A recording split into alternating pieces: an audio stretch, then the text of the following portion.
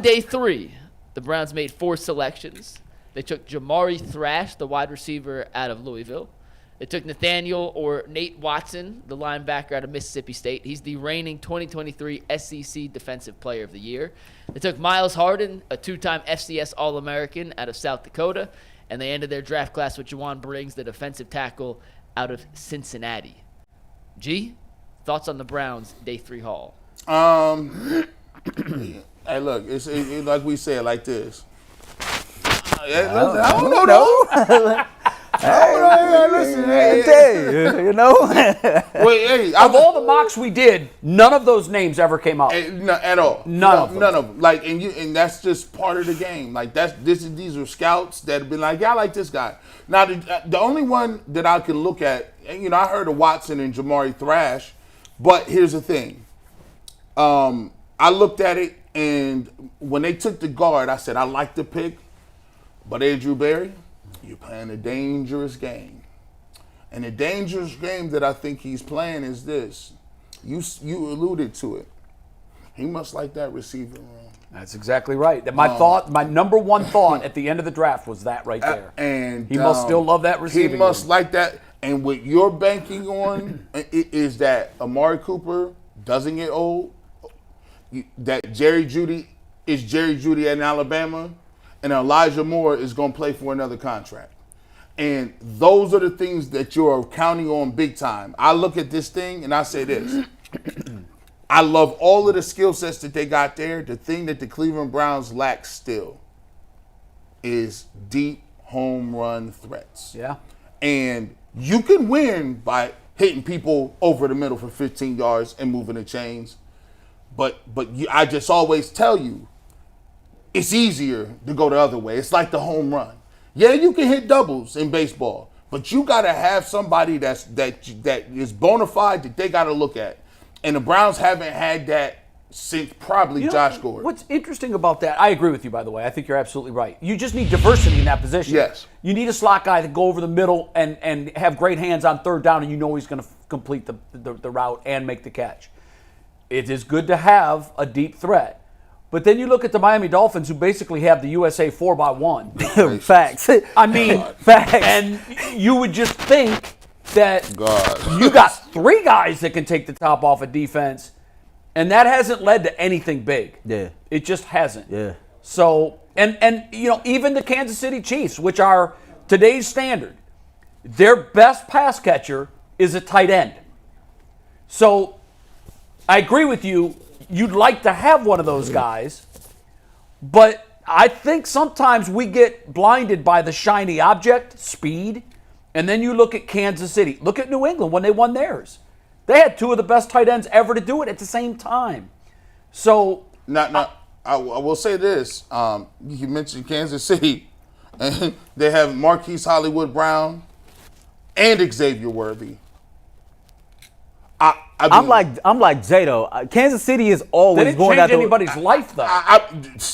Listen, Patrick Mahomes changes a lot of things. Well, you're right. You're right. They now I'm told we've got one of those too. But isn't this what they do every year? Like Kansas City is known for going to get wide receivers that got a lot of speed. They drafted Tyreek Hill. They drafted McCole Hardman. They just drafted Worthy. Last year when they won it, it wasn't because of that. It was because of their defense and their trench play. But their offense always does enough. Yeah. And they have had some burners too. Yeah. And it's easier to win with one. But I do think that Miami's a perfect example. They've got more speed at that position than anybody. And they can't seem to get over that. Can you play the position? I think that's the thing that matters most, man. And it's funny because I use Ted Ginn Jr. for an example, right? Right. Everybody know Ted Ginn always had wheels. But Ted alluded to it himself. It took him a while to become a quality wide receiver because he had to learn the techniques of being a wide receiver. You know, you can have all the speed in the world, but if you can't get open, what difference do it make? You're right. Well, I will tell you this. You can have all the route runners in the world, but if I got guys in this league, listen, you playing the sticks. If I'm playing the Cleveland Browns, watch how we played that game against the Texans. What was the Texans doing? Just moving the sticks. Hump, boom. Listen, I'm looking around. Now you got Amari Cooper.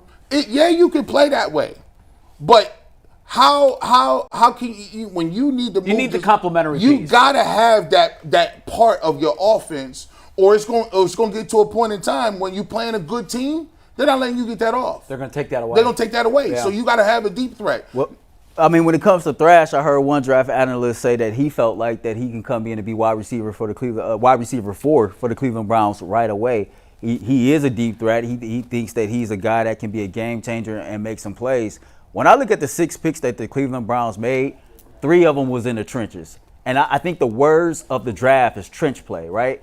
Tyvis, shout out to Tyvis Powell. He did a great job. He asked Kevin Stefanski after the first 2 picks, why did they go that direction? And he says it starts up front. And so Yes. we might struggle to always figure out, okay, what is the identity of the Cleveland Browns? But at least we got an idea of how they want to build this team. And I'm okay with that. Right, me too. They want to build The this upfront team is in the trenches. Often overlooked. It's old school football that still resonates today. If you win at the line of scrimmage, 9 times out of 10, you win a game, right? I looked at all those picks. I said, okay, we got 3 guys that's in the trenches, a wide receiver that might be a special teams guy. Who knows if he even makes the roster. The only pick I laughed at, Mike, I don't know if you did this. When I seen the corner we drafted, I didn't know who he is. I've never heard of him. I automatically assumed everybody else got it wrong. Andrew Berry got it right. This dude should have been a first-round pick. I hope. Just because of, like, I'm joking, but just because of how well we draft DBs, it's like, okay, I ain't even have enough room to make a stats graphics. I had to make more lines. Wow. So this is a dude that I'm really interested in. It seems like that's a position that Andrew Berry seems to nail time in and time out. So when I look at the overall draft, I just came to the conclusion like, okay, they want to make sure they solidify in the trenches. They want to get another project in here at wide receiver. And every time they draft a DB, I'm with a mindset that, hey, this dude is good. They've nailed that position more than any on the roster. Yeah. Jay, what do you think about Nathaniel Watson? Nathaniel Okay, Watson. so my first thought on him was, you guys remember Michael Sam? Yeah. I do. He was the SEC Defensive Player of the Year, too. Mm-hmm.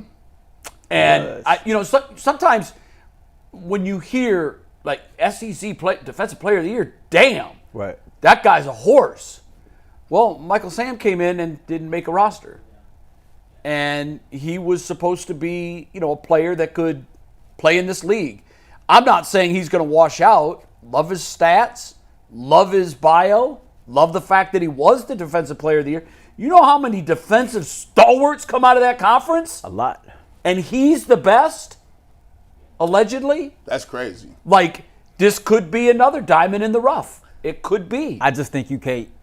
I think it can be a diamond in the rough, but I'm with you. Like the whole SEC Defensive Player of the Year, I think you can't buy too much into it. Hell, David Bell was wide receiver of the year, the Big Ten. I know. And Garrett Wilson I know. was at Ohio State. And I think we all agree he was not better than Garrett Wilson. So, well, clearly he hasn't had the career I just think Garrett it's, Wilson's had. Consensus on whoever makes those votes.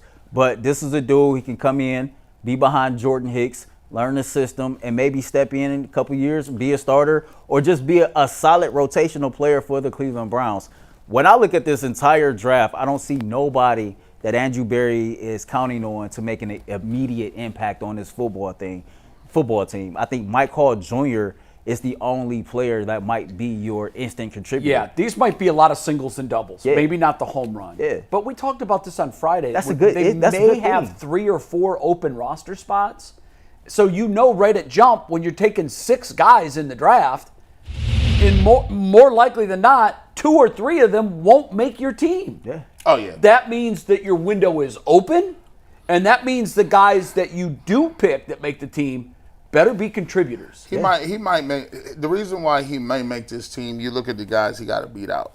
Devin Bush, former first overall pick. I was on a kind of a around the horn podcast with the AFC North, and I was talking to the Steelers guy, and he said Devin Bush past his first year was garbage. Like he was like, good luck with that one. And I'm like, when every time, we say that about guys all the time. We don't know what he's going to be in Seattle. We'll figure it out. But the fact that the Browns only have JOK at will, they got Jordan Hicks obviously is going to be a starter. And besides that, they ain't got too much else. Devin Bush is a flyer. We'll see what he can do.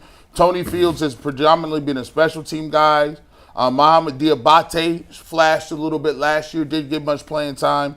And then you get to the rest of the guys. They got, Winston Reed, Caleb Johnson. But for the most part, they ain't got nobody back there. So, he has an opportunity to come in here, especially if he can play some special teams. That makes Tony Fields expendable, right? Sure. Because if you're a linebacker and you ain't starting, you got to play special teams. If he could do that and make some plays, he might be a guy that can make the team. I think he does make the team. I think he makes the team. I think he makes the team, and whether or not he contributes or not in year one, we'll find out. But the one thing I like is that when I'm sure Schwartz and Vrabel, I would love to know what their hierarchy was and what their how they're making decisions. How is Mike Vrabel's voice resonating? What about Schwartz? Like, is he driving the bus on all the defensive picks? I'm sure it's a collaboration of all these minds, but when Michael Hall was drafted, I immediately said, oh, they're listening to Mike Vrabel. Because I know Mike Vrabel was in the room advocating for this kid. Mary Kay wrote a great article this morning. Oh, she did? How the Browns came to the conclusion of each of their picks. So I would highly recommend you go and check that out. What did she say about the Hall pick? That they valued him and his ability to get to the quarterback as a skill set this team lacked and they needed. He was the third highest rated DT on their board behind Byron Murphy, who went 14 or 15 wherever he went to Seattle, and then Newton, who went in the top of the second round to Washington. So he was the best on the board. They had received tons of trade calls, but they were worried that if they moved back, they weren't going to be able to get Michael Hall inside to stand pat. Really good in-depth article. And I'm glad they didn't trade back. They've done that enough. Real quick, 2 questions left in the draft, then we'll move on. The Browns also signed a bunch of undrafted free agents so far. Here's the list of guys. Javion Cohen, the guard from Miami. Chris Edmonds, a defensive back from Arizona State. Winston Reed, a linebacker from Weber State. Aiden Robbins, the running back from BYU. Lorenzo Thompson, the offensive tackle from Rhode Island. And Trayton Welsh, the tight end from Wyoming. G. Earl J. Cohen was expected to be drafted. He started his career at Alabama, transferred to Miami. He went undrafted. They signed him. I'll be honest, I'm not super familiar with the other 5 guys on that list. I'll be honest, I'm not familiar with any of those dudes. Any of those guys ring a bell? Any guys people should know about? Cohen had some really good college numbers. Yeah, like Cohen, you see, Alabama do. So Alabama, when you go there, you raise a couple eyebrows. I don't think he had the type of production he wanted in Miami, and the U is down right now. They got. That's a whole other story. They got problems just getting wins and doing what they need to do. They need to get their program back together. But besides that, the rest of them, they might as well be G. Bushes and Earls. Like, we'll figure it out.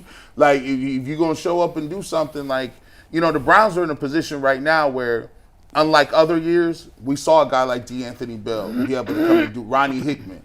Like, you know what I'm saying? We saw undrafted dudes last year be able to come and make some noise in the system, but it's hard now, man. I mean, you think about it. If you're a DB, you already got Greg Newsome who think he should be starting. Yeah. Like, you got Cam Mitchell. Like, yo, I'm trying to get Greg Newsome's minutes. Like, I mean, you like the 10th corner, bro. Like, you gotta really come in. It's gonna take some injuries for people to get the minutes. Like I said, you'd be hard-pressed to see any of these guys really, really playing. And maybe that's the thought process at receiver. Maybe they thought, look, we already got 3 receivers. We're going to put Elijah Moore where you think he belong in the slot. David Njoku probably is their 3rd target over Elijah Moore in terms of that. And I talked to, when we spoke about it, I was talking to Mary Kay, and she said, they might want to run a lot more 11 personnel, 1 tight end, 3 receivers. So, when you do run that personnel. I would expect that. No, yeah. I don't think it's a mic to it, because Tyvis alluded to that he really, like, just from being in the building and hearing the things that he's heard, it's definitely a lot of 11 personnel. The only guy on that list that I'm vaguely familiar with is that Trayton Welch kid.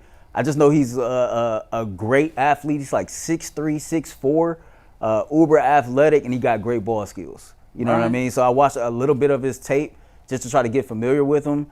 Andrew Berry said tight end was a position that they still needed to address. So you get this kid into camp and you just see what happens. So let's put a wrap on our draft coverage with this. All the picks are in the books. We have a 1st-round pick next season. But for the 2024 draft, what grade would you give the Browns for their overall draft class haul? I wish we can word this different, because it's hard to grade a draft. It's an impossible task, but people love it. Everybody does it. So we have to do it. Man, I don't. Man, look. It's so hard. I'm gonna say, okay, like if you want to come in the draft, like did you get an immediate impact person? If you got an immediate impact person, I don't think they did. But I mean, how could they at 54? Yeah, but they weren't looking for that. I give them a B minus. I mean, I'm fine with that. I was going to say C plus, but I can go as high as B minus because you said something earlier about the Andrew Berry and the DB pick. Mm-hmm. Like AB can draft DBs. Yeah. He's got that figured out. He got that figured out. So like, I don't know the dude. You don't know the dude. I don't either, but I'm okay with it. I'm okay with it. Where in old regimes, like if he'd have drafted a wide receiver in the 3rd round, I would have said, "Oh, here we go again." And you know here we go again. And you know what, McNuggets? I feel like Andrew Berry understands his weaknesses. He's like, listen. Yeah, I'm gonna stay away from drafting a wide receiver. I'm not even gonna draft a receiver. I'm gonna just go get my receivers via free agency. And he know his strengths. He like, it's a dude that's in the 7th round. Watch this. Yeah. Like, so let me just trade for somebody. I could get a receiver on trade though. I know I do that. But he's messed that up too. I mean, I just think it's wide receiver. I think whatever he's looking at, or the organization, it's not just him. However they're evaluating, I've told you, I had somebody with another NFL team say, because I said, what is going on? I think he said it's in the system. I think there's something that they're doing wrong when they're evaluating that told position. G on the Ultimate Cleveland Browns draft wrap-up show, I think that the truth lies somewhere in the middle. We all know that Andrew Berry hasn't done the greatest job at drafting wide receivers, but I'm not sure if our pass game coordinator and wide receiver coach has done a job in developing wide receivers. And I go back to last year, and I use Cedric Tillman as the example here for this argument that we're having. Cedric Tillman got the body size. He can catch the football. He can block. He's got everything. His Achilles heel was he couldn't run routes. That's technique. That's when your position coach should be helping you more and more, right? True. And so I just feel like somewhere the truth is in the middle. Yeah. Either Andrew Berry don't know what the hell he's doing when it's come to drafting these dudes, or they get here and you can't develop these dudes. I would say, though, that's something that's in the top 3 tools that a wide receiver needs. So at some point, his life. I'm thinking that should have come out in the wash before the name was ever called. Yeah, you got to evaluate. The only thing you got to do is run routes and catch the ball. If you can't do one of them, that's 50%. That's why on Friday, when the question was, who do you want to draft? And I said, someone that can run and someone that can catch. Yeah. Right. That's what I need. I need one of those. Because like a lot of these dudes, man, they clearly can play, right? I mean, they clearly can play. Sure. Yeah. And so it's like when you get here, why is it that we're the team that can't seem to tap into that potential to get the best out of these dudes? Yeah, and I think that part of it is not always evaluating the wide receiver the right way. And then the other part is when they get in the building, they're not being coached up and trained and all that other stuff the right way either. So right. Other teams have similar issues developing different positions. Facts. So That's true. It's a league-wide thing. It's just some teams are better at certain things, others are better at different like I said, so. AB's got DBs figured out. He's still scratching his head on WRs. All right, we're going to move on here, guys.